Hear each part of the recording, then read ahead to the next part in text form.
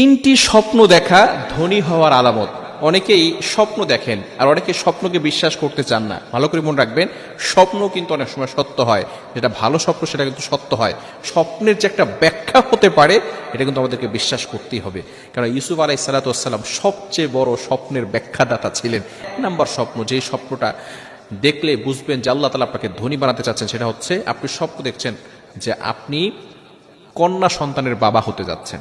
কন্যা সন্তান হওয়া মানে হচ্ছে আল্লাহ তাআলার পক্ষ থেকে বরকত আসা। ওই ঘরের ভিতরে আল্লাহ তাআলা সম্পদের ব্যবস্থা করেন, ওই ঘরের ভিতরে আল্লাহ তাআলা বরকতের ব্যবস্থা করেন। দ্বিতীয় নাম্বার হচ্ছে যদি কোনো ব্যক্তি কাবা শরীফের স্বপ্ন দেখে যে কাবা শরীফ সে তাওয়াফ করতেছে। তৃতীয় নাম্বার হচ্ছে যদি কোনো ব্যক্তি দেখে যে সে মানুষের ইমামতি করছে, তাহলে আল্লাহ তাআলা তাকে নেতা বানাবেন, অর্থাৎ তাকে আল্লাহ তাআলা সম্পদের ব্যবস্থা করবেন।